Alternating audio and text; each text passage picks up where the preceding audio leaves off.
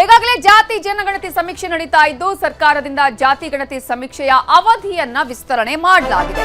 ಅವಧಿ ವಿಸ್ತರಣೆ ಮಾಡಿದ ಬೆನ್ನಲ್ಲೇ ದಸರಾ ರಜೆಯನ್ನು ಕೂಡ ವಿಸ್ತರಿಸಲಾಗಿದೆ. ಸಭೆ ನಡೆಸಿ ರಜೆ ವಿಸ್ತರಣೆಯನ್ನ ಘೋಷಣೆ ಮಾಡಿದ್ದಾರೆ ಸಿಎಂ ಸಿದ್ದರಾಮಯ್ಯ ಅವರು. ಈಗಾಗಲೇ ಒಂದು ಸಂದರ್ಭದಲ್ಲಿ ನಾವು ಗಮನಿಸ್ತಾ ಹೋಗೋದಾದ್ರೆ ಸಮೀಕ್ಷೆಗೆ ಡೆಡ್ಲೈನ್ ಆಗಿತ್ತು, ಆದರೆ ಡೆಡ್ಲೈನ್ ಅನ್ನ ಕಂಟಿನ್ಯೂ ಮಾಡಿದ್ದಾರೆ. ಈ ಡೆಡ್ಲೈನ್ ಅನ್ನ ಕಂಟಿನ್ಯೂ ಮಾಡಿದಂತಹ ಬೆನ್ನಲ್ಲೇ ಅವಧಿ ವಿಸ್ತರಣೆ ಆಗಿರುವಂತಹ ಬೆನ್ನಲ್ಲೇ ದಸರಾ ರಜೆಯನ್ನು ಕೂಡ ವಿಸ್ತರಣೆ ಮಾಡಲಾಗಿದೆ.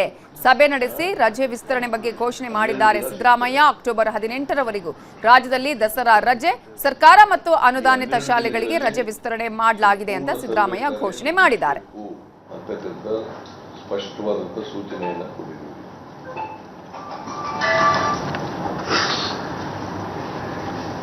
ಯಾರು ಈ ಸರ್ವೆ ಕಾರ್ಯದಲ್ಲಿ ತೊಡಗಿಸ್ಕೊಳ್ಳಲಿಕ್ಕೆ ಹಿಂದೇಟು ಹೊಡಿತಾರೆ,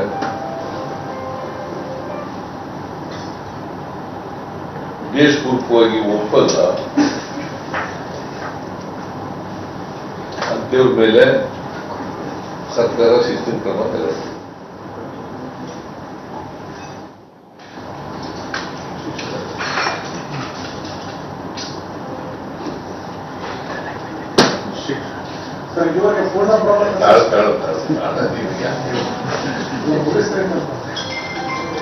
ಒಂದು ಮನವಿಯನ್ನ ಟೀಚರ್ಸ್ ಅಸೋಸಿಯೇಷನ್ ಮತ್ತೆ ನಮ್ಮ ಪುಟ್ಟಣ್ಣ MLC ಅವರು ಕೂಡ ಒಂದು ಮನವಿಯನ್ನ ಕೊಟ್ಟಿದ್ದಾರೆ. ನಾವು ಈ ಪೂರ್ಣ ಕೆಲಸ ಆಗಬೇಕಾದ್ರೆ ಇನ್ನೊಂದು ಸ್ವಲ್ಪ ದಿನ ಅವಕಾಶ ಕೊಡಬೇಕು ಅಂತಕ್ಕಂಥ ಮಾತನ್ನ ಹೇಳಿದ್ದಾರೆ. ಕನಿಷ್ಠ 10 ದಿನಗಳ ಅವಕಾಶ ಕೊಡಬೇಕು ಹೆಚ್ಚುವರಿಯಾಗಿ ಅಂತಕ್ಕಂಥ ಮಾತುಗಳನ್ನ ಹೇಳಿದ್ದಾರೆ. ಇದು ಟೀಚರ್ಸ್ ಅಸೋಸಿಯೇಷನ್ ಅವರು ಕೊಟ್ಟಿರ್ತಕ್ಕಂಥ ಮನವಿ.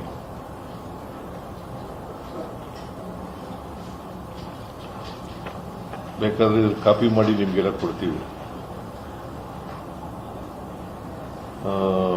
ಅವರು ಅದಕ್ಕೆ ನಾವು ಸರ್ಕಾರ ತೀರ್ಮಾನ ಮಾಡಿದೆ, ನಾಳಿದ್ದು ವರ್ಕಿಂಗ್ ಡೇಸ್ 3 ದಿನ ಇದೆ, 8, 9, 10 3 ದಿನ ಇದೆ. ಆಮೇಲೆ ವರ್ಕಿಂಗ್ ಡೇಸ್ ಬರ್ತಕ್ಕಂಥದ್ದು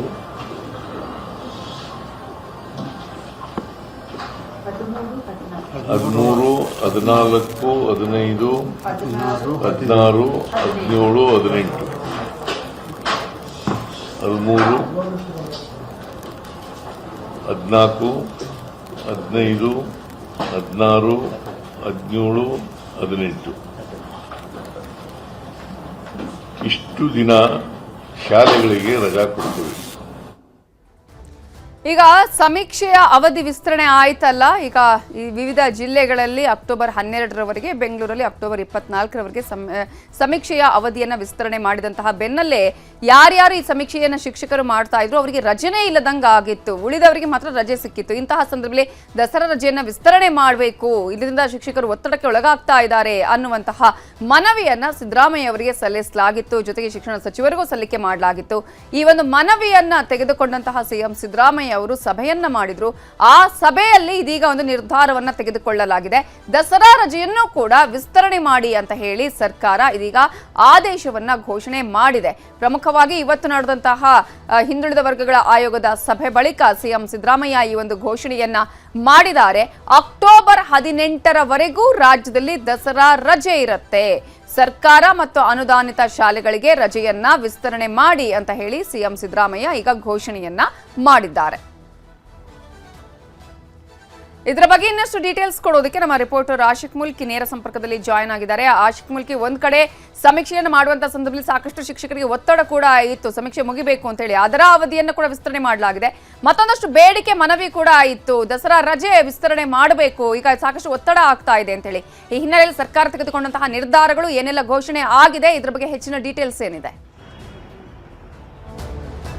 ನವಿತಾ, ಮುಖ್ಯವಾಗಿ ಎರಡು ಪ್ರಮುಖ ನಿರ್ಧಾರಗಳನ್ನ ಇವತ್ತಿನ ಸಭೆಯಲ್ಲಿ ಸಿಎಂ ಸಿದ್ದರಾಮಯ್ಯನವರು ಖುದ್ದಾಗಿ ತೆಗೆದುಕೊಂಡಿರುವಂತದ್ದು. ಒಂದ್ ಕಡೆ ಅರ್ಧ ದಿನ ಅಂದ್ರೆ ನಿನ್ನೆ ಸಾರ್ವಜನಿಕ ಶಿಕ್ಷಣ ಇಲಾಖೆ ಆಯುಕ್ತರು ಒಂದು ಮಹತ್ವದ ಆದೇಶವನ್ನ ಮಾಡಿದ್ರು. ಬೆಳಿಗ್ಗೆ 8 ಗಂಟೆಯಿಂದ ಮಧ್ಯಾಹ್ನ 1 ಗಂಟೆವರೆಗೂ ಕೂಡ ಶಿಕ್ಷಕರು ಅಂದ್ರೆ ಸರ್ವೆ ಕಾರ್ಯಕ್ಕೆ ಹೋಗುವಂತ ಸರ್ಕಾರಿ ಮತ್ತು ಅನುದಾನಿತ ಶಾಲೆಗಳಲ್ಲಿನ ಶಿಕ್ಷಕರು ತರಗತಿಗಳಲ್ಲಿ ಮಕ್ಕಳಿಗೆ ಪಾಠವನ್ನ ಮಾಡಬೇಕು. ಅದಾದ ಬಳಿಕ 1 ಗಂಟೆಯ ನಂತರ ಸರ್ವೆ ಜವಾಬ್ದಾರಿಯನ್ನ ಮಾಡಬೇಕು ಅನ್ನುವಂತ ರೀತಿಯಲ್ಲಿ ನಿನ್ನೆ ಆಯುಕ್ತರು ಒಂದು ಆದೇಶವನ್ನ ಸುತ್ತೋಲೆಯನ್ನ ಹೊರಡಿಸಿದ್ರು. ಅದಾಗಿ ಇವತ್ತು ಸಿಎಂ ಸಿದ್ದರಾಮಯ್ಯನವರು ಸಭೆಯನ್ನ ಮಾಡಿದ್ರು. ಸಭೆಯಲ್ಲಿ ಇದೀಗ ಕೆಲವೊಂದು ಮಹತ್ವವಾಗಿರುವಂತಹ ನಿರ್ಧಾರವನ್ನ ತೆಗೆದುಕೊಂಡಿರುವಂತದ್ದು. ಮುಖ್ಯವಾಗಿ ದಸರಾ ರಜೆಯನ್ನ ಮುಂದಿನ 18 ತಾರೀಕಿನವರೆಗೂ ಕೂಡ ವಿಸ್ತರಣೆ ಮಾಡಿರುವಂತದ್ದು. ಮತ್ತೆ ಈ 18 ತಾರೀಕಿನವರೆಗೂ ಕೂಡ ಏನು ಅರ್ಧ ದಿನ ಪಾಠ ಮಾಡಬೇಕಿತ್ತು, ಅರ್ಧ ದಿನ ಸಮೀಕ್ಷೆಯನ್ನ ಮಾಡಬೇಕಿತ್ತು, ಅದರಲ್ಲೂ ಕೂಡ ವಿನಾಯಿತಿಯನ್ನು ಕೊಟ್ಟು ಸಂಪೂರ್ಣವಾಗಿ ಸರ್ವೆ ಕಾರ್ಯಕ್ಕೆ ಮಾತ್ರ ಶಿಕ್ಷಕರನ್ನ ಸೀಮಿತಗೊಳಿಸಿರುವಂತದ್ದು. ಮತ್ತೆ ಈ ಒಂದು ವಿಚಾರವಾಗಿ ಬಹಳ ಮೊದಲಿಂದಲೂ ಏನೋ ಒಂದು ಚರ್ಚೆಗಳು, ಗೊಂದಲಗಳು ಉಂಟಾಗಿತ್ತು. ಈ ಒಂದು ಸಮೀಕ್ಷೆಗೆ ಹೋಗುವಂತ ಸಂದರ್ಭದಲ್ಲಿ ಮಾನಸಿಕವಾಗಿ, ದೈಹಿಕವಾಗಿ ಶಿಕ್ಷಕರಿಗೆ ಬಹಳ ಒತ್ತಡ ಉಂಟಾಗುತ್ತೆ. ಮತ್ತೆ ಈ ಒಂದು ಸಮೀಕ್ಷೆ ನಡೆಸುವಂತ ಸಂದರ್ಭದಲ್ಲಿ, ಸಮೀಕ್ಷೆ ಕಾರ್ಯವನ್ನ ಮಾಡುವಂತ ಸಂದರ್ಭದಲ್ಲಿ ಆ ಸಾವನ್ನ ಈಗಾಗಲೇ 3 ಸಾವನ್ನಪ್ಪಿರುವಂತದ್ದು ರಾಜ್ಯದಲ್ಲಿ. ಹೀಗಾಗಿ ಅವ್ರಿಗೂ ಕೂಡ 20 ಲಕ್ಷ ತಲಾ ಅವ್ರಿಗೊಂದು ಆ ಪರಿಹಾರವನ್ನು ಕೂಡ ಕೊಡೋದಕ್ಕೆ ಸರ್ಕಾರ ನಿರ್ಧಾರವನ್ನ ಮಾಡಿರುವಂತದ್ದು. ಈ ಒಂದು ದಸರಾ ರಜೆಯನ್ನ ಆ ಒಂದು ವಿಸ್ತರಣೆ ಮಾಡುವ ಮೂಲಕವಾಗಿ ಮಕ್ಕಳಿಗೂ ಕೂಡ ಒಂದ್ ಕಡೆ ರಜೆ ಅವಧಿಯನ್ನ ಮತ್ತಷ್ಟು ಮುಕ್ತವಾಗಿಸುವಂತದ್ದು, ಮತ್ತೊಂದು ಕಡೆ ಈ ಒಂದು ಸರ್ವೆಯನ್ನ ಮಾಡುವಂತ ಶಿಕ್ಷಕರಿಗೂ ಕೂಡ ಬಹಳಷ್ಟು ಅವಕಾಶವನ್ನ ಮಾಡಿಕೊಟ್ಟಿರುವಂತದ್ದು. ನವಿತಾ, ಈಗ ಆಶಿಕ್, ಈಗ ಒಂದ್ ಕಡೆ ಸರ್ವೆ ಮಾಡುವಂತಹ ಸಂದರ್ಭದಲ್ಲಿ ಯಾರ್ಯಾರು ಸರ್ವೆಗೆ ಒಳಗಾಗುವಂತ ಸಮೀಕ್ಷಾದಾರರು ಇದ್ದಾರೋ ಅವರಿಗೆ ಯಾವುದೇ ರೀತಿ ರಜೆ ಇಲ್ಲ. ಆದ್ರೆ ಎಲ್ರಿಗೂ ಕೂಡ ಈಗ ಕಂಟಿನ್ಯೂ ಆಗುತ್ತೆ. ಯಾರು ಸರ್ವೆಯಲ್ಲಿ ಪಾಲ್ಗೊಂಡಿಲ್ಲ ಅವರಿಗೂ ಕೂಡ ಕಂಟಿನ್ಯೂ ಸಿಗುತ್ತಾ, ರಜೆ ಸಿಗುತ್ತಾ? ಜೊತೆಗೆ 18ರವರೆಗೆ ಅಂತ ಹೇಳಿದೆ. ಆ ನಂತರ ಮತ್ತೆ ದೀಪಾವಳಿ ಹಬ್ಬ ಇರೋದ್ರಿಂದ ಅದು ಕೂಡ ಕಂಟಿನ್ಯೂ ಆಗುವಂತಹ ಸಾಧ್ಯತೆ ಇದೆಯಾ, ಹೇಗೆ? ನವಿತಾ, ಈ ಒಂದು 18ನೇ ತಾರೀಕುವರೆಗೂ ಕೂಡ ಮಾತ್ರ ಅಷ್ಟೇ ಈಗ ರಜೆಯನ್ನ ಅವಧಿಯನ್ನ ವಿಸ್ತರಣೆ ಮಾಡಿರುವಂತದ್ದು. ಅದಾದ ಬಳಿಕ ರಜೆ ಇರುತ್ತಾ ಅನ್ನುವಂಥದ್ದು ದೀಪಾವಳಿ ಬರುತ್ತೆ ಒಬ್ವಿಯಸ್ಲಿ. ಸೊ ಹಾಗಾಗಿ ಯಾವ ರಜೆ ಇರುತ್ತೋ ಅಥವಾ ದೀಪಾವಳಿ ರಜೆಯನ್ನ ಕ್ಯಾನ್ಸಲ್ ಮಾಡ್ತಾರ ಅನ್ನೋದ್ರ ಬಗ್ಗೆ ಇನ್ನೂ ಕೂಡ ಸ್ಪಷ್ಟನೆ ಸಿಕ್ಕಿಲ್ಲ. ಇದಕ್ಕೆ ಸಾರ್ವಜನಿಕ ಶಿಕ್ಷಣ ಇಲಾಖೆ ಒಂದು ಸ್ಪಷ್ಟನೆಯನ್ನ ಕೊಡಬೇಕಾಗುತ್ತೆ. ಮತ್ತೊಂದು ಕಡೆಯಿಂದ ಈ ಒಂದು ಪಠ್ಯವನ್ನ ಕಂಪ್ಲೀಟ್ ಮಾಡುವಂತ ಜವಾಬ್ದಾರಿ ಕೂಡ ಇರುತ್ತೆ. ಅದನ್ನ ಯಾವ ರೀತಿಯಾಗಿ ಶಿಕ್ಷಕರು ಮ್ಯಾನೇಜ್ ಮಾಡ್ತಾರೆ ಅನ್ನೋದು ಕೂಡ ಅವರಿಗೆ ಮುಂದಿನ ದಿನಮಾನಗಳಲ್ಲಿ ಒತ್ತಡ ಆಗುವಂತ ಸಾಧ್ಯತೆಗಳು ಕೂಡ ಇದೆ. ಒಂದ್ ಕಡೆ ಸಮೀಕ್ಷೆಯನ್ನ ಬಹಳ ಶಿಸ್ತುಬದ್ಧವಾಗಿ ಕಟ್ಟುನಿಟ್ಟಾಗಿ ಮಾಡಬೇಕು. ಅದಾದ ಬಳಿಕ ಈಗ ಮಕ್ಕಳಿಗೆ ಅಂದ್ರೆ ದಸರಾ ರಜೆಯನ್ನ ವಿಸ್ತರಣೆ ಮಾಡಿದ್ರೂ ಕೂಡ ಆ ಒಂದು ಎಫೆಕ್ಟ್ ಕೂಡ ಮತ್ತೆ ಶಿಕ್ಷಕರ ಮೇಲೆ ಬೀಳುವಂತ ಸಾಧ್ಯತೆ ಹೆಚ್ಚಿರುತ್ತೆ. ಈ ಒಂದು 5-6 ದಿನಗಳ ಹೆಚ್ಚಿನ ಕಾಲ ದಸರಾ ರಜೆಯನ್ನ ಅವಧಿಯನ್ನ ವಿಸ್ತರಣೆ ಮಾಡಿರುವಂತ ಹಿನ್ನೆಲೆಯಲ್ಲಿ ಶಾಲೆ ಇನ್ಫ್ಯಾಕ್ಟ್ ನಾಳೆಯಿಂದ ಶುರುವಾಗಬೇಕಾಗಿತ್ತು. ಆದ್ರೆ 10 ದಿನಗಳ ಕಾಲ ಹೆಚ್ಚುವರಿ ರಜೆಯನ್ನ ಮತ್ತೆ ಕೊಟ್ಟಿರೋದ್ರಿಂದ ಈ 10 ದಿನಗಳಲ್ಲಿ ಮಾಡಬೇಕಾಗಿರುವಂತಹ ಪಠ್ಯ ಬೋಧನೆಗಳೇನಿರ್ತವೆ ಅದನ್ನು ಕೂಡ ಕಂಪ್ಲೀಟ್ ಮಾಡುವಂತ ಸಿಲೆಬಸ್ ಅನ್ನ ಮತ್ತಷ್ಟು ಕವರ್ ಮಾಡುವಂತ ಒತ್ತಡ ಮುಂದಿನ ದಿನಗಳಲ್ಲಿ ಈ ಒಂದು ಸಮೀಕ್ಷೆ ಮುಗಿದ್ರೂ ಕೂಡ ಶಿಕ್ಷಕರ ಮೇಲೆ ಇರುತ್ತೆ. ಸೊ ಹೀಗಾಗಿ ಇದನ್ನ ಯಾವ ರೀತಿಯಾಗಿ ನಿಭಾಯಿಸ್ತಾರೆ ಅನ್ನುವಂಥದ್ದನ್ನ ಕಾದ್ ನೋಡಬೇಕಾಗುತ್ತೆ. ನವಿತಾ,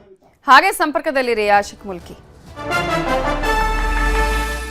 ಸರ್ವೆ ಕಾರ್ಯದ ವೇಳೆ 3 ಶಿಕ್ಷಕರು ಸಾವನ್ನಪ್ಪಿದ್ದಾರೆ ಅನ್ನುವ ಮಾಹಿತಿ ಈಗ ಲಭ್ಯ ಆಗ್ತಾ ಇದೆ. ಸರ್ವೆ ಕಾರ್ಯದ ವೇಳೆ 3 ಶಿಕ್ಷಕರು ಸಾವನ್ನಪ್ಪಿದ್ದಾರೆ. ಯಾರು ಈ 3 ಶಿಕ್ಷಕರು ಸಾವನ್ನಪ್ಪಿದ್ದಾರಲ್ಲ ಅವರ ಕುಟುಂಬಕ್ಕೆ ತಲಾ 20 ಲಕ್ಷ ಪರಿಹಾರವನ್ನ ಕೂಡ ಇದೀಗ ಸಿಎಂ ಸಿದ್ದರಾಮಯ್ಯ ಅವರು ಸುದ್ದಿಗೋಷ್ಠಿಯಲ್ಲಿ ಘೋಷಣೆ ಮಾಡಿದ್ದಾರೆ. ಸರ್ವೆಯನ್ನ ಮಾಡುವಂತಹ ಸಂದರ್ಭದಲ್ಲಿ ಶಿಕ್ಷಕರು ಸಾವನ್ನಪ್ಪಿದ್ರು. 3 ಶಿಕ್ಷಕರು ಸಾವನ್ನಪ್ಪಿದ್ರು. ಆ 3 ಶಿಕ್ಷಕರ ಮೃತಪಟ್ಟಂತಹ ಕುಟುಂಬಕ್ಕೆ ತಲಾ 20 ಲಕ್ಷ ಪರಿಹಾರವನ್ನ ಘೋಷಣೆ ಮಾಡಿದ್ದಾರೆ. ಸಿಎಂ ಸಿದ್ದರಾಮಯ್ಯ ಅವರು ಇದೀಗ ಸುದ್ದಿಗೋಷ್ಠಿಯಲ್ಲಿ ಈ ಒಂದು ಪರಿಹಾರವನ್ನ ಘೋಷಣೆ ಮಾಡಿದ್ದಾರೆ. ಸಾಕಷ್ಟು ಒತ್ತಡ ಇತ್ತು, ಇದರಿಂದಾಗಿ ಅವರ ಆರೋಗ್ಯ ಹದಗೆಟ್ಟಿತ್ತು. ಇಮಿಡಿಯೇಟ್ ಆಗಿ ಏನಂದ್ರೆ ಕೆಲವರನ್ನ ಆಸ್ಪತ್ರೆಗೆ ದಾಖಲಿಸಿದ್ರು ಕೂಡ ಆಸ್ಪತ್ರೆಯಲ್ಲಿ ಚಿಕಿತ್ಸೆ ಫಲಕಾರಿಯಾಗಿರಲಿಲ್ಲ. ಇದೀಗ 3 ಶಿಕ್ಷಕರ ಸಾವಿಗೆ ಸಂಬಂಧಪಟ್ಟ ಹಾಗೆ ಮೃತ ಶಿಕ್ಷಕರ ಕುಟುಂಬಕ್ಕೆ 20 ಲಕ್ಷ ಪರಿಹಾರವನ್ನ ಘೋಷಣೆ ಮಾಡಲಾಗಿದೆ. ಇದರ ಬಗ್ಗೆ ಇನ್ನಷ್ಟು ಅಪ್ಡೇಟ್ಸ್ ಕೊಡೋದಕ್ಕೆ ಆಶಿಕ್ ಮುಲ್ಕಿ ನೇರ ಸಂಪರ್ಕದಲ್ಲಿದ್ದಾರೆ. ಆಶಿಕ್ ಮುಲ್ಕಿ, ಈಗಾಗಲೇ 3 ಶಿಕ್ಷಕರು ಸಾವನ್ನಪ್ಪಿದಂತಹ ವಿಚಾರಕ್ಕೆ ಸಂಬಂಧಪಟ್ಟ ಹಾಗೆ ಸರ್ಕಾರ ಇದೀಗ ಅವರ ಕುಟುಂಬಕ್ಕೆ ಪರಿಹಾರವನ್ನ ಘೋಷಣೆ ಮಾಡಿದೆ. ಇದರ ಬಗ್ಗೆ ಡೀಟೇಲ್ಸ್ ಕೊಡೋದಾದ್ರೆ.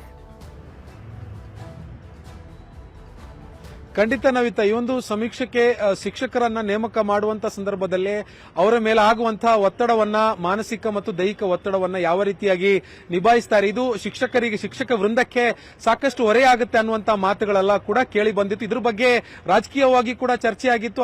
ರಾಜಕೀಯೇತರವಾಗಿ ಕೂಡ ಬಹಳ ದೊಡ್ಡ ಪ್ರಮಾಣದಲ್ಲಿ ಚರ್ಚೆ ಆಗಿತ್ತು. ಇದೀಗ ಈ ಒಂದು ಸಮೀಕ್ಷೆ ಶುರುವಾದ ಮೇಲೆ 3 ಶಿಕ್ಷಕರು ಸಮೀಕ್ಷೆ ಮಾಡುವಂತ ಸಂದರ್ಭದಲ್ಲಿ ಹೃದಯಾಘಾತವಾಗಿ ಅಥವಾ ಇನ್ನಿತರ ಕಾರಣಗಳಿಂದ ಇದೀಗ ಸಾವನ್ನಪ್ಪಿರುವಂತದ್ದು. ಹಾಗೆ ಸಾವನ್ನಪ್ಪಿರುವಂತಹ ಮಾಡ್ತಿರುವಂತಹ 3 ಸಮೀಕ್ಷಾದಾರರಿಗೆ ಸರ್ಕಾರ ಖುದ್ದಾಗಿ ಅವರ ಕುಟುಂಬಕ್ಕೆ 20 ಲಕ್ಷ ರೂಪಾಯಿಯನ್ನ ಪರಿಹಾರವಾಗಿ ಕೊಡ್ತೀವಿ ಅನ್ನುವಂತ ಒಂದು ಘೋಷಣೆಯನ್ನ ಸಿಎಂ ಸಿದ್ದರಾಮಯ್ಯನವರು ಇವತ್ತು ನಡೆದಿರುವಂತಹ ಸಭೆಯ ಬಳಿಕ ಮಾಧ್ಯಮಗಳ ಮೂಲಕವಾಗಿ ಘೋಷಣೆಯನ್ನ ಮಾಡಿರುವಂತದ್ದು. ಇದರ ಹೊರತಾಗಿ ಈ ಒಂದು ಸಮೀಕ್ಷೆಯಲ್ಲಿ ಪಾಲ್ಗೊಳ್ತಾ ಇರುವಂತಹ ಅಷ್ಟು ಸಮೀಕ್ಷಾದಾರರಿಗೂ ಕೂಡ ಈ ಹಿಂದೆ 5,000 ರೂಪಾಯಿ ಗೌರವಧನವನ್ನ ಕೊಡುವಂತಹ ಒಂದು ಘೋಷಣೆಯನ್ನು ಕೂಡ ಸರ್ಕಾರ ಮಾಡಿತ್ತು. ಇದೀಗ ಆ ಗೌರವಧನವನ್ನು ಕೂಡ ಹೆಚ್ಚಳ ಮಾಡಿರುವಂತದ್ದು. ಪ್ರತಿ ಮನೆಗೆ 100 ರೂಪಾಯಿ ಅಂತ ನಿಗದಿ ಮಾಡಿ ಒಟ್ಟಾರೆ ಈ ಒಂದು ಸಮೀಕ್ಷೆ ಮುಗಿಯೋಷ್ಟರಲ್ಲಿ 5,000ದಿಂದ ಅಂದ್ರೆ 20,000ಕ್ಕೆ ಅವರ ಗೌರವಧನವನ್ನು ಕೂಡ ಏರಿಕೆ ಮಾಡಿರುವಂತದ್ದು. ಇದು ಈಗಾಗಲೇ ಒಂದು ದಿನಕ್ಕೆ 100 ಅಂದ್ರೆ ಒಟ್ಟಾರೆ ಈ ಒಂದು 15-20 ದಿನದಲ್ಲಿ 100ರಿಂದ 150 ಮನೆಗಳನ್ನ ಈ ಒಂದು ಸಮೀಕ್ಷಾದಾರರು ಸಮೀಕ್ಷೆಯನ್ನ ಮಾಡಬೇಕಾಗುತ್ತೆ. ಇಷ್ಟು ಮನೆಗಳನ್ನು ಈ ಒಂದು 20 ದಿನದ ಅವಧಿಯಲ್ಲಿ ಕಂಪ್ಲೀಟ್ ಮಾಡಬೇಕು ಅಂದ್ರೆ ಕವರ್ ಮಾಡಬೇಕು ಅಂದ್ರೆ ಅವರಿಗೆ ಮಾನಸಿಕವಾಗಿ ಮತ್ತೆ ದೈಹಿಕವಾಗಿನೂ ಕೂಡ ಸಾಕಷ್ಟು ಎಫರ್ಟ್ ಬೇಡುವಂತ ಕೆಲಸ. ಇದರ ಜೊತೆಗೆ ಒಂದು ಮನೆಯಲ್ಲೇ ಸುಮಾರು ಅರ್ಧ ಮುಕ್ಕಾಲು ಗಂಟೆ ಕೂತು ಅವರ ಇವರು ಕೇಳುವಂತ ಪ್ರಶ್ನೆಗಳಿಗೆ ಆ ಜನರು ಯಾವ ರೀತಿಯಾಗಿ ಉತ್ತರಿಸ್ತಾರೆ. ಈಗ ಎಲ್ಲಾ ಮನೆಯಲ್ಲೂ ಕೂಡ ಒಂದೇ ರೀತಿಯಾಗಿ ಅವರಿಗೆ ರೆಸ್ಪಾನ್ಸ್ ಸಿಗುತ್ತೆ ಅನ್ನುವಂಥದ್ದೇನಿಲ್ಲ. ಕೆಲವು ಕಡೆ ವಿದ್ಯಾವಂತರಿರ್ತಾರೆ, ಕೆಲವು ಕಡೆ ಅವಿದ್ಯಾವಂತರಿರ್ತಾರೆ, ಕೂಲಿ ಕಾರ್ಮಿಕರಿರ್ತಾರೆ, ಬಡವರು ಇರ್ತಾರೆ. ಅವರೆಲ್ಲ ಯಾವ ರೀತಿಯಾಗಿ ರೆಸ್ಪಾಂಡ್ ಮಾಡ್ತಾರೆ ಅನ್ನೋದ್ರ ಮೇಲೆ ಈ ಒಂದು ಸರ್ವೆ ಎಷ್ಟು 100ರಿಂದ 150 ಮನೆಗಳು ಮುಗಿಯುತ್ತಾ ಅನ್ನುವಂಥದ್ದು ನಿರ್ಧಾರ ಆಗುವಂಥದ್ದು. ಸೊ ಹಾಗಾಗಿ ಈ ಒಬ್ಬ ಸಮೀಕ್ಷಾದಾರರಿಗೆ 100ರಿಂದ 150 ಮನೆಗಳನ್ನ ಈ ಒಂದು 15-20 ದಿನಗಳ ಅವಧಿಯಲ್ಲಿ ಮಾಡಿ ಮುಗಿಸಬೇಕು ಅನ್ನುವಂಥದ್ದು ಅಷ್ಟು ಸುಲಭದ ಕೆಲಸ ಅಲ್ಲ. ಹೀಗಾಗಿ 5,000 ರೂಪಾಯಿ ಏನು ಗೌರವಧನವನ್ನ ಫಿಕ್ಸ್ ಮಾಡಿದ್ರು ಅದನ್ನ ಈಗ 15,000 ಏರಿಸಿ ಒಟ್ಟು 20,000 ಗೌರವಧನವನ್ನ ಸರ್ಕಾರ ಫಿಕ್ಸ್ ಮಾಡಿರುವಂತದ್ದು. Navitha, okay, thank you Ashik Mulki ಡೀಟೇಲ್ಸ್ಗೆ. ಮುಖ್ಯಮಂತ್ರಿಗಳ ಎದುರೇ ಉಗ್ರಪ್ಪ ಉಗ್ರಾವತಾರ, ಕುರುಬರನ್ನ ಎಸ್ಟಿಗೆ ಸೇರಿಸೋ ವಿಷಯಕ್ಕೆ ಸಿಟ್ಟು ಹೊರಹಾಕಿದ್ರು. ವಾಲ್ಮೀಕಿಗೂ ನ್ಯಾಯ ಕೊಡಿಸಿದ್ರೆ ಸುಮ್ನಿರಲ್ಲ ಅಂತ ಹೇಳಿ ಉಗ್ರಪ್ಪ ಅವರು ಮುಖ್ಯಮಂತ್ರಿಗಳ ಎದುರೇ ತಮ್ಮ ಉಗ್ರಾವತಾರವನ್ನ ತೋರಿಸಿದ್ರು. ಇವತ್ತು ನಡೆದಂತಹ ಕಾರ್ಯಕ್ರಮದಲ್ಲಿ, ವಾಲ್ಮೀಕಿ ಜಯಂತಿಯ ಈ ಕಾರ್ಯಕ್ರಮದಲ್ಲಿ ಇವತ್ತು ಮುಖ್ಯಮಂತ್ರಿಗಳ ಎದುರೇ ಉಗ್ರಪ್ಪ ಅವರು ನಮ್ಮ ತಟ್ಟೆಗೆ ಕೈ ಹಾಕಬೇಡಿ ಅಂತ ಹೇಳಿದ್ರು ನೇರವಾಗಿ ಸಿಎಂ ಸಿದ್ದರಾಮಯ್ಯ ಅವರಿಗೆ. ಸೊ ಕುರುಬರನ್ನ ಎಸ್ಟಿಗೆ ಸೇರಿಸುವಂತಹ ವಿಚಾರ ಇದೆಯಲ್ಲ, ಈ ವಿಚಾರದಲ್ಲಿ ಇದೀಗ ತಮ್ಮ ಸಿಟ್ಟನ್ನ ಹೊರ ಹಾಕಿರೋದು. ಸಿದ್ದರಾಮಯ್ಯನವರೇ, ನಮ್ಮ ತಟ್ಟೆಯನ್ನ ಕಿತ್ಕೋಬೇಡಿ, ಎಷ್ಟು ವರ್ಷ ಆದ್ರೂ ನೀವು ಮಾಜಿ ಆಗ್ಲೇಬೇಕು, ನಮ್ಮ ತಟ್ಟೆಗೆ ಕೈ ಹಾಕಿದ್ರೆ ನಾವು ಹೋರಾಟವನ್ನ ಮಾಡಬೇಕಾಗತ್ತೆ ಅಂತ ಹೇಳಿ ಸಿದ್ದರಾಮಯ್ಯ ಅವರಿಗೆ ನೇರ ಸವಾಲು, ಎಚ್ಚರಿಕೆಯನ್ನು ಕೂಡ ಉಗ್ರಪ್ಪ ಅವರು ಕೊಟ್ಟರು. ಉಗ್ರಪ್ಪ ಮಾತಿಗೆ ಸಿಎಂ ಸಿದ್ದರಾಮಯ್ಯ ಅವರು ಕೆಂಡಾಮಂಡಲ ಆಗಿದ್ದಾರೆ ವೇದಿಕೆಯಲ್ಲೇ. ನಾನು ಯಾರ ತಟ್ಟೆಗೂ ನಾನು ಕೈ ಹಾಕಲ್ಲ ಅಂತ ಸಿಟ್ಟಾಗಿ ಹೇಳಿದ್ರು ಸಿದ್ದರಾಮಯ್ಯ ಅವರು. ನಾನು SC STಗೆ ಅನ್ಯಾಯ ಮಾಡ್ತೀನಾ ಅಂತಾನು ಆಕ್ರೋಶ ವ್ಯಕ್ತಪಡಿಸಿದ್ರು. ಜೊತೆಗೆ ಈ ವಿಚಾರದಲ್ಲಿ ಸರಿಯಾಗಿ ತಿಳ್ಕೊಂಡು ಮಾತಾಡಬೇಕು ಅಂತಾನು ಹೇಳಿದ್ರು. ರಾಜ್ಯದಲ್ಲಿ ಸುಮಾರು 50 ಲಕ್ಷ ಜನ ಇವತ್ತು ನಾಯಕರು ಈ ಒಂದು ಸೌಲಭ್ಯಗಳನ್ನು ಪಡೆಯುತ್ತಾ ಇದ್ದಾರೆ. ಅದರ ಪರಿಣಾಮ 18 ಜನ MLAಗಳು, 3 ಜನ MLCಗಳು, 3 ಜನ MP ಗಳಿದ್ದಾರೆ. ರೇ ಸ್ವಾಮಿ, ನೀವು ಬಹುತೇಕರು ರಿಸರ್ವೇಶನ್ ಇಂದ ಆಯ್ಕೆ ಆಗಿದ್ದೀರಿ. ಮನೆ ಸಿದ್ದರಾಮಯ್ಯನವರೇ, ನೀವು ರೆಕಮೆಂಡ್ ಮಾಡಲಿಲ್ಲ, ನನಗೆ ಗೊತ್ತು. ಕುರುಬರು ಬಸವರಾಜ ಬೊಮ್ಮಾಯಿ ಅವರು ರೆಕಮೆಂಡ್ ಮಾಡಿದ್ರು. ನಾನು ನಿಮ್ಮಲ್ಲಿ ವಿನಂತಿ ಮಾಡ್ತೇನೆ, ನಾನು ಸ್ವಾರ್ಥಿ ಆಗಲಿಕ್ಕೆ ಸಿದ್ಧನಿಲ್ಲ, ನನ್ನ ಸಮಾಜ ಸ್ವಾರ್ಥಿ ಆಗಲಿಕ್ಕೆ ಸಿದ್ಧರಿಲ್ಲ. ಆದರೆ ನಮ್ಮ ತಟ್ಟೆಯಲ್ಲಿರೋ ಅನ್ನ ಕಿತ್ತುಕೊಳ್ಳೋಕೆ ದಯಮಾಡಿ ನೀವು ಹೋಗಬೇಡಿ.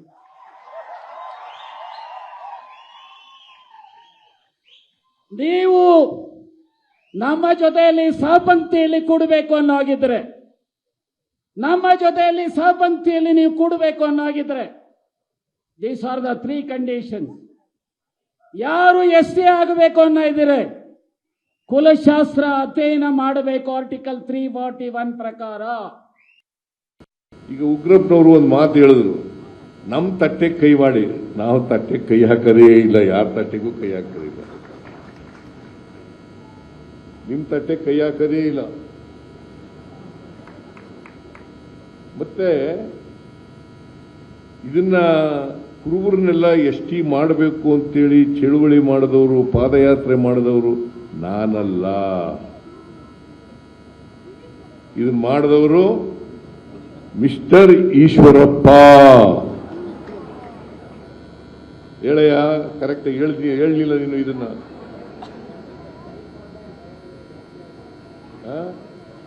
Mister Eshwarappa, Basavaraj Bommai was the chief minister. ಆಗ ಬಸವರಾಜ ಬೊಮ್ಮಾಯಿ ಚೀಫ್ ಮಿನಿಸ್ಟರ್ ಆಗಿರುವಾಗ ಅವರ ಮನವಿ ತಗೊಂಡು ಶಿಫಾರಸ್ ಮಾಡಿದವರು ಬಸವರಾಜ ಬೊಮ್ಮಾಯಿ, BJP, ನಾನಲ್ಲ. ನಾನು ಕೂಡ ಹೇಳ್ತೇನೆ, ಒಂದು ವೇಳೆ ಕುರುಬರನ್ನ ಎಸ್ಟಿಗೆ ಸೇರಿಸಿದ್ರೆ ವಾಲ್ಮೀಕಿ ಜನಾಂಗದವರು ಮತ್ತು ಕುರುಬರು ಎಷ್ಟು ಜನಸಂಖ್ಯೆ ಇದೆ ಅಷ್ಟು ಹೆಚ್ಚು ಮಾಡಬೇಕು ಅಂತಕ್ಕಂಥದ್ದನ್ನ ನಾನು ಕೂಡ ಹೇಳ್ತೇನೆ.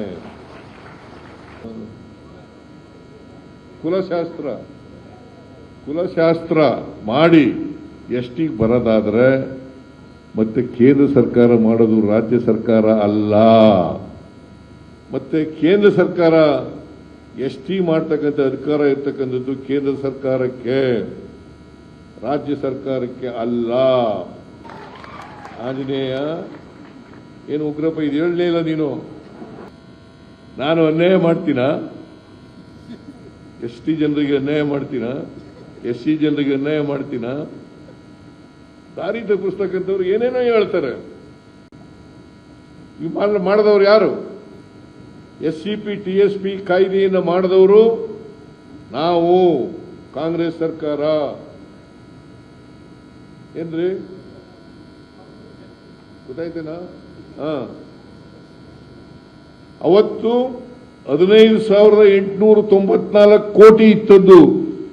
ಇವತ್ತು 12 ವರ್ಷಗಳ ನಂತರ 42,017 ಕೋಟಿ ಆಗಿದೆ. ಇದನ್ನು ಯಾರು ಮಾಡದ್ದು? ರೆಸಿಡೆನ್ಷಿಯಲ್ ಸ್ಕೂಲ್ ಪ್ರಾರಂಭ ಮಾಡಿದವರು ಯಾರು? ಮೊರಾರ್ಜಿ ದೇಸಾಯಿ ಶಾಲೆ ಮಾಡಿದವರು ಯಾರು? ಸಿದ್ದರಾಮಯ್ಯ.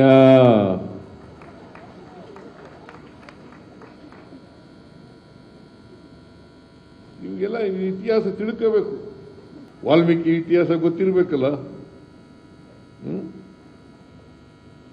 ಬರೀ ಚಪ್ಪಾಳೆ ತಟ್ಟೋದು, ಭಾಷಣ ಮಾಡಿದಾಗ ಅವರು ವಿರೋಧ ಪಕ್ಷದವರು ಅವ್ರಿಗೂ ಚಪ್ಪಾಳೆ ತಟ್ಟೋದು, ನಮಗೂ ಚಪ್ಪಾಳೆ ತಟ್ಟೋದು. ನಕಲಿ ದಾಖಲೆ ಸೃಷ್ಟಿಸಿ ವಾಲ್ಮೀಕಿ ಸ್ವಾಮೀಜಿಯಿಂದ ವಂಚನೆ ಮಾಡಿರುವ ಆರೋಪಕ್ಕೆ ಸಂಬಂಧಪಟ್ಟ ಹಾಗೆ ವಾಲ್ಮೀಕಿ ಪೀಠದ ಪ್ರಸನ್ನಾನಂದಪುರಿ ಶ್ರೀ ಸೇರಿದಂತೆ 8 ಜನರ ಮೇಲೆ FIR ದಾಖಲಾಗಿದೆ. ವಂಚನೆ ಕೇಸ್ನಲ್ಲಿ Prasannananda Puri Swamiji A1 Maruti man power ಸಂಸ್ಥೆಯ ಹೆಸರಲ್ಲಿ ನಕಲಿ ದಾಖಲೆಯನ್ನ ಸೃಷ್ಟಿ ಮಾಡಿರುವಂತಹ ಆರೋಪ ಪ್ರಸನ್ನಾನಂದ ಸ್ವಾಮೀಜಿಯ ವಿರುದ್ಧ ಕೇಳಿ ಬಂದಿದೆ. ಸೊ ಈ ಹಿನ್ನೆಲೆಯಲ್ಲಿ ವಾಲ್ಮೀಕಿ ಪೀಠದ ಪ್ರಸನ್ನಾನಂದಪುರಿ ಶ್ರೀಗಳು ಸೇರಿದಂತೆ 8 ಜನರ ಮೇಲೆ FIR ದಾಖಲಾಗಿದ್ದು, ಕಮಿಟಿ ಬದಲಾವಣೆ ಮಾಡಲು ನಕಲಿ ದಾಖಲೆಯನ್ನ ಸೃಷ್ಟಿಸಿ ನೋಂದಣಿಯನ್ನ ಮಾಡಿದ್ದಾರೆ. ಕೋರ್ಟ್ ಸೂಚನೆ ಮೇರೆಗೆ ಇದೀಗ ಗ್ರಾಮಾಂತರ ಠಾಣೆಯಲ್ಲಿ ಕೇಸ್ ದಾಖಲಾಗಿದೆ. ಶ್ರೀಧರ್ ಚಿಕ್ಕಣ್ಣ ಅವರು ಕೊಟ್ಟಂತಹ ದೂರಿನ ಆಧಾರದ ಮೇಲೆ ಶ್ರೀಗಳು ಸೇರಿದಂತೆ 8 ಜನರ ವಿರುದ್ಧ ಇದೀಗ FIR ಅನ್ನ ದಾಖಲಿಸಲಾಗಿದೆ. ಹಾವೇರಿ ಜಿಲ್ಲೆ ರಾಣೆಬೆನ್ನೂರು ಗ್ರಾಮಾಂತರ ಠಾಣೆಯಲ್ಲಿ ಕೇಸ್ ದಾಖಲಾಗಿದ್ದು, ವಾಲ್ಮೀಕಿ ಜಯಂತಿ ದಿನವೇ ಪ್ರಸನ್ನಾನಂದಪುರಿ ಶ್ರೀಗೆ ಶಾಕ್ ಅನ್ನ ಕೊಡಲಾಗಿದೆ. ನಕಲಿ ದಾಖಲೆ ಸೃಷ್ಟಿಸಿ ವಂಚನೆ ಮಾಡಿರುವ ಆರೋಪಕ್ಕೆ ಸಂಬಂಧಪಟ್ಟ ಹಾಗೆ ಇದೀಗ FIR ದಾಖಲಾಗಿರುವುದು. FIR ಪ್ರತಿಯನ್ನು ಕೂಡ ನೀವಿಲ್ಲಿ ಗಮನಿಸಬಹುದು. ಶ್ರೀಧರ್ ಚಿಕ್ಕಣ್ಣ ಅನ್ನುವರು ಕೊಟ್ಟಂತಹ ದೂರಿನ ಆಧಾರದ ಮೇಲೆ ಈಗ FIR ದಾಖಲಾಗಿದೆ. ಈ ಪ್ರಕರಣದಲ್ಲಿ ಪ್ರಸನ್ನಾನಂದಪುರಿ ಸ್ವಾಮೀಜಿಯೇ A1 ಆಗಿದ್ದಾರೆ.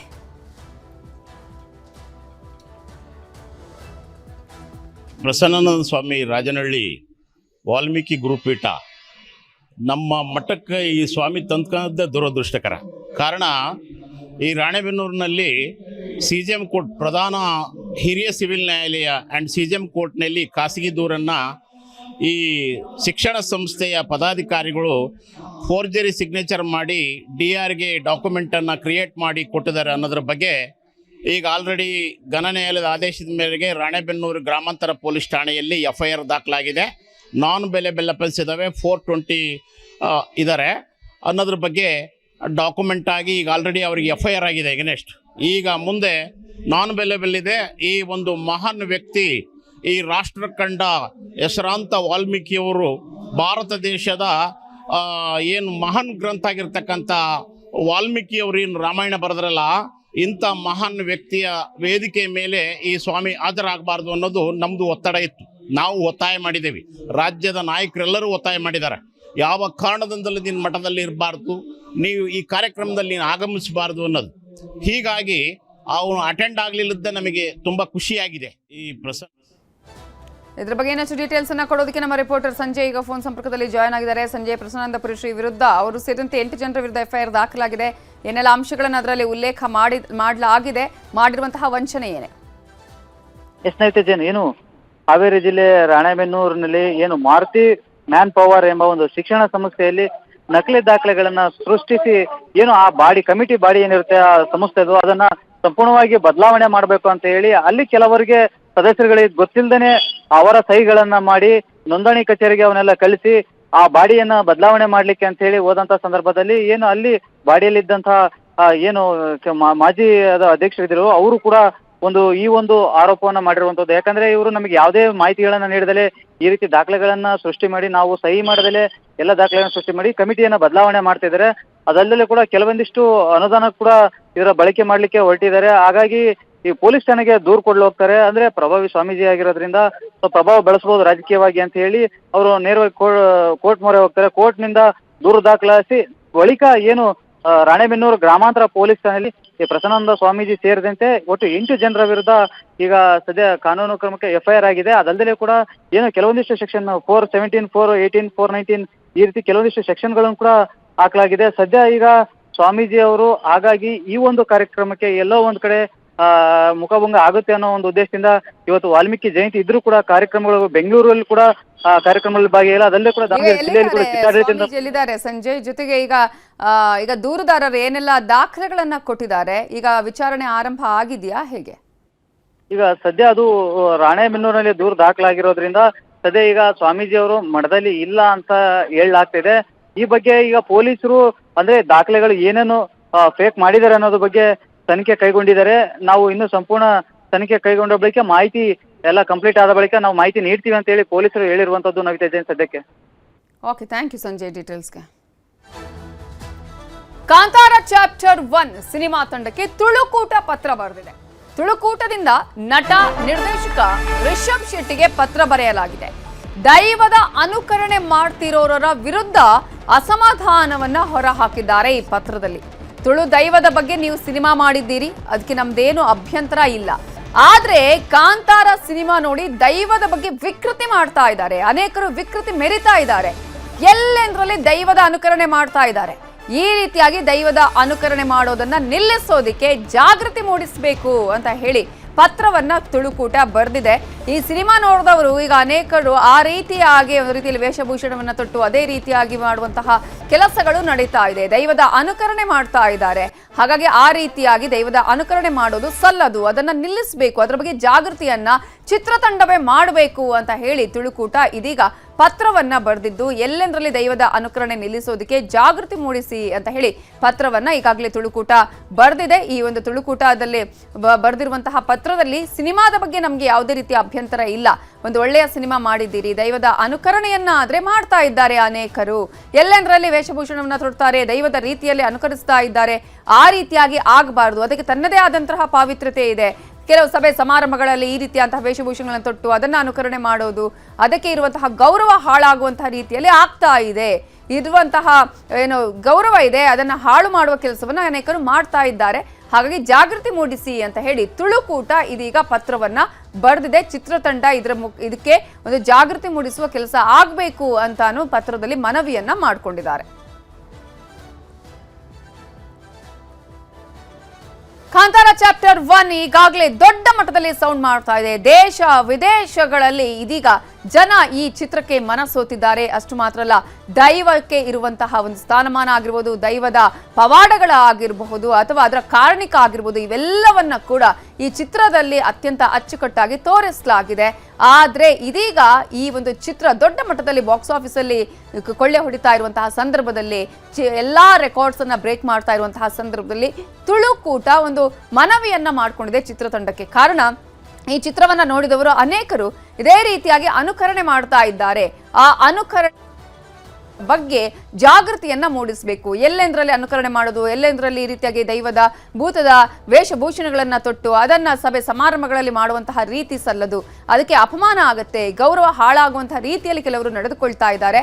ಹಾಗಾಗಿ ಈ ಚಿತ್ರವನ್ನ ನೋಡಿದಂಥವರು ಅನುಕರಣೆ ಮಾಡೋದ್ರ ಬಗ್ಗೆ ಚಿತ್ರತಂಡವೇ ಜಾಗೃತಿಯನ್ನ ಮೂಡಿಸಬೇಕು ಅಂತ ಹೇಳಿ ಇದೀಗ ರಿಷಬ್ ಶೆಟ್ಟಿಗೆ ತುಳುಕೂಟದವರು ಮನವಿಯನ್ನ ಮಾಡಿಕೊಂಡಿದ್ದಾರೆ. ಪತ್ರದ ಮುಖೇನವಾಗಿ ಅವರು ಮನವಿ ಮಾಡಿಕೊಂಡಿದ್ದಾರೆ. ಈ ಒಂದು ವಿಚಾರದಲ್ಲಿ ಚಿತ್ರತಂಡ ಯಾವ ರೀತಿಯಾಗಿ ರೆಸ್ಪಾನ್ಸ್ ಮಾಡುತ್ತೆ, ಯಾವ ರೀತಿಯಾಗಿ ಜಾಗೃತಿ ಮೂಡಿಸುವಂತಹ ಕೆಲಸ ಮಾಡ್ತಾರೆ, ಏನು ಹೇಳ್ತಾರೆ ಚಿತ್ರತಂಡದವರು ಅನ್ನುವಂತಹ ಕುತೂಹಲ ಕೂಡ ಇದೆ. ಬಟ್ ತುಳುಕೂಟ ಈಗಾಗಲೇ ಪತ್ರವನ್ನ ಬರೆದಿರೋದು ದೊಡ್ಡ ಮಟ್ಟದಲ್ಲಿ ಎಲ್ರಿಗೂ ಕೂಡ ಅನ್ಸುತ್ತೆ. ಯಾಕಂದ್ರೆ ಯಾರ್ಯಾರು ಈ ಒಂದು ಚಿತ್ರವನ್ನ ನೋಡಿದಾರೋ ಕೆಲವು ಕಡೆಗಳಲ್ಲಿ ಆ ಒಂದು ಛದ್ಮವೇಷಗಳನ್ನ ಹಾಕುವಂತಹ ಪ್ರಯತ್ನಗಳು ಕೂಡ ಆಗ್ತಾ ಇರೋದನ್ನ ನಾವು ಗಮನಿಸ್ತಾ ಇದ್ದೀವಿ. ಇಂತಹ ಸಂದರ್ಭದಲ್ಲಿ ಅದಕ್ಕೆ ಆದಂತಹ ಒಂದು ಪಾವಿತ್ರ್ಯತೆ ಇದೆ, ಅದಕ್ಕೆ ಆದಂತಹ ಒಂದು ಗೌರವ ಇದೆ. ಅದನ್ನ ಹಾಳು ಮಾಡುವಂತಹ ಕೆಲಸಗಳು ಆಗಬಾರ್ದು. ಇದರ ಬಗ್ಗೆ ಎಲ್ಲರಿಗೂ ಜಾಗೃತಿ ಮೂಡಿಸುವ ಕೆಲಸ ಆಗಬೇಕು ಅಂತ ಹೇಳಿ ರಿಷಬ್ ಶೆಟ್ಟಿ ಅವರಿಗೆ ಮನವಿಯನ್ನ ಮಾಡಿಕೊಂಡಿದ್ದಾರೆ.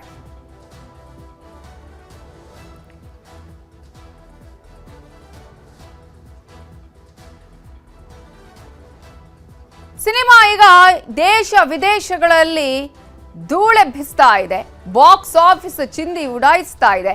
ಇಂತಹ ಸಂದರ್ಭದಲ್ಲಿ ದೈವಾರಾಧನೆಯ ಕುರಿತಾದಂತಹ ಭೂತಕ್ಕೆ ಸಂಬಂಧಪಟ್ಟಂತಹ ಅಥವಾ ಒಂದು ಕಾರಣಿಕದ ನಂಬಿಕೆಯ ವಿಚಾರದಲ್ಲಿ ಈಗ ಯಾವ ರೀತಿಯಾಗಿ ಸಿನಿಮಾ ಜನರ ಪ್ರೇಕ್ಷಕರ ಮನಸ್ಸನ್ನ ಗೆದ್ದಿದೆಯೋ ಅದೇ ರೀತಿಯಾಗಿ ಇದನ್ನ ಅನುಕರಣೆ ಮಾಡುವವರ ಸಂಖ್ಯೆ ಕೂಡ ಜಾಸ್ತಿ ಆಗ್ತಾ ಇದೆ. ಹಾಗಾಗಿ ಆ ರೀತಿ ಆಗಬಾರ್ದು ಅನ್ನುವಂತಹ ನಿಟ್ಟಿನಲ್ಲಿ ತುಳುಕೂಟ ಮನವಿಯನ್ನ ಮಾಡಿಕೊಂಡಿದೆ. ಇದರ ಬಗ್ಗೆ ಇನ್ನಷ್ಟು ಡೀಟೇಲ್ಸ್ ಅನ್ನ ಕೊಡೋದಕ್ಕೆ ನಮ್ಮ ರಿಪೋರ್ಟರ್ ಸತೀಶ್ ಈಗ ಫೋನ್ ಸಂಪರ್ಕದಲ್ಲಿ ಜಾಯ್ನ್ ಆಗಿದ್ದಾರೆ. ಸತೀಶ್, ಈಗಾಗಲೇ ತುಳುಕೂಟ ಮನವಿ ಮಾಡ್ಕೊಂಡ ಹಾಗೆ ಅನೇಕ ಕಡೆ ಅದರ ಅನುಕರಣೆ ಮಾಡೋದು, ಛದ್ಮವೇಷದ ರೀತಿಯಲ್ಲಿ ಹಾಕೋದು, ಎಲ್ಲೆಂದ್ರಲ್ಲಿ ಹೋಗಿ ವೇಷಭೂಷಣಗಳನ್ನು ತೊಡೋದು, ಈ ರೀತಿಯಂತ ಕೆಲಸಗಳು ಆಗ್ತಾ ಇದೆ. ಸೊ ತುಳುಕೂಟ ಮನವಿ ಏನ್ ಮಾಡ್ಕೊಂಡಿದೆ, ಇದಕ್ಕೆ ಯಾವ ರೀತಿಯಾಗಿ ರೆಸ್ಪಾನ್ಸ್ ಮಾಡುವಂತಹ ಸಾಧ್ಯತೆಗಳು ಕಾಣಿಸ್ತಾ ಇದೆ ಚಿತ್ರತಂಡದಿಂದ? ಎಸ್ ನವಿತಾ, ಏನು ಕಾಂತಾರ ಸಿನಿಮಾ ಈಗ ಆಲ್ರೆಡಿ ತುಂಬಾ ಅದ್ಭುತವಾಗಿ ಒಂದು ಭರ್ಜರಿಯಾದಂತಹ ಯಶಸ್ವಿ ಪ್ರದರ್ಶನ ಜೊತೆಗೆ ಕಲೆಕ್ಷನ್ ಅಲ್ಲಿ ಕೂಡ ಅದ್ಭುತವಾಗಿರುವಂತದ್ದು. ಈ ಒಂದು ಸಮಯದಲ್ಲೇ ಈಗ ಪತ್ರ ಕೂಡ ಬಂದಿರುವಂತದ್ದು ಏನಕ್ಕೆ ಈ ಒಂದು ಸಿನಿಮಾದಲ್ಲಿ ನೀವು ದೈವದ ಬಗ್ಗೆ ನಂಬಿಕೆ ಇದೆ ಮತ್ತೆ ಅದನ್ನು ಗೌರವಯುತವಾಗಿ ಸಿನಿಮಾದಲ್ಲಿ ತೋರಿಸಿದ್ದಾರೆ. ಆದರೆ ಈ ಒಂದು ಸಿನಿಮಾವನ್ನು ನೋಡುವ ಮುಖಾಂತರ ನೋಡಿ ಅದರ ಅಭಿಮಾನಿಗಳು ದೈವದ ವೇಷವನ್ನಾಕಿ ಉಚ್ಚಾಟಗಳನ್ನು ಮೆರೆತಿದ್ದಾರೆ. ಸೊ ಈ ರೀತಿಯಾದಂತಹ ಒಂದು ಉಚ್ಚಾಟಗಳನ್ನು ನಾನು ನೋಡಿ ಸೋಷಿಯಲ್ ಮೀಡಿಯಾದಲ್ಲಿ ನೋಡಿ ನಾವು ರೋಸಿದ್ದೀವಿ. ಇದನ್ನೆಲ್ಲವನ್ನು ಕೂಡ ನೀವು ಕಡಿವಾಣ ಹಾಕಬೇಕು. ಈ ನಿಟ್ಟಿನಲ್ಲಿ ಕೂಡ ನೀವು ಒಂದು ಸುದ್ದಿಗೋಷ್ಠಿಯನ್ನು ಮಾಡಿ ನಿಮ್ಮ ಅಭಿಮಾನಿಗಳಲ್ಲಿ ಒಂದು ಜಾಗೃತಿ ಮೂಡಿಸುವಂತಹ ಒಂದು ಕೆಲಸವನ್ನು ಮಾಡಬೇಕನ್ನುವಂಥ ನಿಟ್ಟಿನಲ್ಲಿ ತುಳು ಕೂಟ ಈಗ ಆಲ್ರೆಡಿ ರಿಷಬ್ ಶೆಟ್ಟಿ ಅವರಿಗೆ ಕೂಡ ಒಂದು ಪತ್ರವನ್ನು ಬರೆಯುವ ಮುಖಾಂತರ ಏನೀಗ ಆಲ್ರೆಡಿ ಸೋಷಿಯಲ್ ಮೀಡಿಯಾದಲ್ಲಿ ಆಗಿರುವಂತಹ ಒಂದಷ್ಟು ಉಚ್ಚಾಟಗಳು ಅಂತಾನೆ ಹೇಳ್ಬೋದು. ನಿಜವಾಗ್ಲೂ ಕೂಡ ಅದು ಉಚ್ಚಾಟ ಅನ್ಬೋದು. ಸಿನಿಮಾವನ್ನು ನೋಡಿ ಬಂದ ನಂತರ ಹೊರಗಡೆ ಕೂಡ ಥಿಯೇಟರ್ ಅಲ್ಲೂ ಕೂಡ ಚಿತ್ರ ವಿಚಿತ್ರವಾಗಿ ಕೂಗಾಟ ಮಾಡುವ ಮುಖಾಂತರ ಆ ಒಂದು ದೈವದ ಬಗ್ಗೆ ಒಂದು ಅಪಹಾಸ್ಯ ಮಾಡುವ ರೀತಿಯಲ್ಲಿ ಒಂದಷ್ಟು ಉಚ್ಚಾಟಗಳನ್ನು ನಡೀತಿದೆ. ಸೊ ಅದೆಲ್ಲದಕ್ಕೂ ಕೂಡ ನೀವು ಕಡಿವಾಣ ಹಾಕ್ಬೇಕು ಅನ್ನುವಂಥ ನಿಟ್ಟಿನಲ್ಲಿ ಈಗ ರಿಷಬ್ ಶೆಟ್ಟಿ ಅವರಿಗೆ ಪತ್ರವನ್ನು ಬರೆದಿದ್ದಾರೆ. ಸದ್ಯಕ್ಕೆ ಈಗ ಆ ಪತ್ರ ಇನ್ನು ರಿಷಬ್ ಶೆಟ್ಟಿ ಅವ್ರಿಗೆ ಸೇರಿಲ್ಲ ಅನ್ಸುತ್ತೆ. ಯಾಕಂದ್ರೆ ಸದ್ಯಕ್ಕೆ ಅವರು ದೆಹಲಿಯಲ್ಲಿ ಇರುವ ಕಾರಣ ಆ ಒಂದು ಪತ್ರ ಸೇರಿದ ನಂತರ ಅವರು ತುಳುಕೂಟದ ಮನವಿಗೆ ಯಾವ ರೀತಿಯಾಗಿ ಅವರು ಸ್ಪಂದಿಸ್ತಾರೆ ನೋಡ್ಬೇಕಾಗಿದೆ. ಶರ್ಮಿತಾ, ಥ್ಯಾಂಕ್ ಯು ಸತೀಶ್ ಡೀಟೇಲ್ಸ್ಗೆ. ಈಗಾಗಲೇ ಸಿನಿಮಾ ದೇಶ ವಿದೇಶಗಳಲ್ಲಿ ಪ್ರದರ್ಶನ ಆಗ್ತಾ ಇದೆ. ಅದರಲ್ಲೂ ಕೂಡ ಭಾರತ ಮಾತ್ರ ಅಲ್ಲ, ಈ ವಿದೇಶದಲ್ಲೂ ಕೂಡ ಈ ಚಿತ್ರ ಎಲ್ಲ ಪ್ರೇಕ್ಷಕರ ಮನಸೂರೆಗೊಂಡಿದೆ. ಕರ್ನಾಟಕದವರು ಮಾತ್ರ ಅಲ್ಲ, ಬೇರೆ ಬೇರೆ ಲ್ಯಾಂಗ್ವೇಜ್ನವರು ಕೂಡ ಈ ಒಂದು ಚಿತ್ರವನ್ನ ನೋಡಿ ಶಹಬಾಸ್ ಅಂತ ಹೇಳ್ತಾ ಇದ್ದಾರೆ. ಅಷ್ಟು ದೊಡ್ಡ ಮಟ್ಟದಲ್ಲಿ ಈ ಒಂದು ಚಿತ್ರ ಪ್ರೇಕ್ಷಕರ ನಿರೀಕ್ಷೆಯನ್ನು ಮೀರಿ ಇದೀಗ ಸಕ್ಸಸ್ ಅನ್ನ ಕಾಣ್ತಾ ಇದೆ. ಇಂತಹ ಸಂದರ್ಭದಲ್ಲಿ ಚಿತ್ರತಂಡಕ್ಕೆ ಒಂದು ಮನವಿಯನ್ನ ಮಾಡಿಕೊಂಡಿದ್ದಾರೆ ತುಳುಕೂಟದವರು. ತುಳು ದೈವದ ಅನುಕರಣೆಯನ್ನ ಮಾಡ್ತಾ ಇದ್ದಾರೆ, ಎಲ್ಲೆಂದರಲ್ಲಿ ಅದರ ದೈವದ ಅನುಕರಣೆಯನ್ನ ಮಾಡ್ತಾ ಇದ್ದಾರೆ. ಅಪಮಾನವನ್ನು ಮಾಡುವಂತಹ ಕೆಲಸಗಳು ಆಗ್ತಾ ಇದೆ. ಕಾಂತಾರ ಬಂದಂತಹ ಸಂದರ್ಭದಲ್ಲೂ ಇದೀಗ ಕಾಂತಾರ ಚಾಪ್ಟರ್ 1 ಅದಕ್ಕಿಂತ ಮೊದಲು ಕೂಡ ಇಂತಹ ಕೆಲಸಗಳು ಆಗ್ತಾ ಇತ್ತು. ಆ ಕೆಲಸಗಳ ಆಗಬಾರ್ದು ಅನ್ನುವಂತಹ ಒಂದು ಮನವಿಯನ್ನ ಮಾಡಿಕೊಂಡಿದ್ದಾರೆ.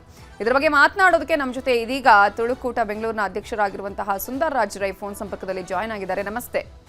ನಮಸ್ತೆ ಸುಂದರ್ ರಾಜ್ ರೈ ಅವರೇ, ಈಗಾಗಲೇ ನೀವು ಪತ್ರದಲ್ಲೂ ಕೂಡ ಒಂದು ಮನವಿ ಮಾಡ್ಕೊಂಡಿದ್ದೀರಿ. ದೈವದ ಅನುಕರಣೆಯನ್ನ ಮಾಡ್ತಾ ಇದ್ದಾರೆ, ಎಲ್ಲೆಂದ್ರಲ್ಲಿ ವೇಷಭೂಷಣಗಳನ್ನ ಹಾಕೋದು, ಆ ರೀತಿಯಾಗಿ ನರ್ತನ ಮಾಡುವಂತಹ ಕೆಲಸಗಳು ಆಗ್ತಾ ಇದೆ, ಒಂದ್ ರೀತಿಯಲ್ಲಿ ಅಪಚಾರ ಅಂತಾನೆ ಹೇಳಬೇಕು ಅಂತ ಹೇಳಿ ಯಾವ ರೀತಿಯಾಗಿ ಮನವಿ ಮಾಡ್ಕೊಂಡಿದ್ದೀರಿ? ಇದಕ್ಕೆ ನಿಮ್ಗೆ ಚಿತ್ರತಂಡ ರೆಸ್ಪಾನ್ಸ್ ಏನಾದ್ರು ಮಾಡಿದಾರಾ? ಈಗ ಇಲ್ಲ, ಇಷ್ಟ ತನಕ ಅವ್ರ ರೆಸ್ಪಾನ್ಸ್ ಏನು ಮಾಡಿಲ್ಲ. ಬೇರೆ ಬೇರೆ ಇದರಿಂದ ಬರ್ತಾ ಇದೆ, ಬಟ್ ಅವರೇ ರೆಸ್ಪಾನ್ಸ್ ಮಾಡ್ಬೇಕು ಅಂತ ಹೇಳಿ ನಮ್ದು ಅದು ನಮ್ಗೆ ಏನು ಮಾಡ್ಬೇಕಾಗಿ ನಾವು ಅಷ್ಟು ವಿಷಯ ಇದರದಲ್ಲಿ ಇಲ್ಲ. ನಾವು ನಮ್ದು ಅವರ ವಿನಂತಿ ಏನಿದೆ ಅಂದ್ರೆ ಋಷಭ ಶೆಟ್ಟಿ ಅವರ ಹತ್ರ, ನೀವೊಂದು ಪ್ರೆಸ್ ಕಾನ್ಫರೆನ್ಸ್ ಕರೆಯಿರಿ, ಕರೆದು ಬಿಟ್ಟು ಈ ತರ ಎಲ್ಲ ಮಾಡಬಾರ್ದು ಅಂತೇಳಿ. ಯಾಕಂದ್ರೆ ನಿಮ್ಗೆ ಈಗ ಕೋಟ್ಯಾಂತರ ಅಭಿಮಾನಿಗಳು ಸೃಷ್ಟಿಯಾಗಿದ್ದಾರೆ ಪ್ರಪಂಚದಲ್ಲಿ, ಅದನ್ನು ನಾವು ಗೌರವಿಸ್ತೇವೆ.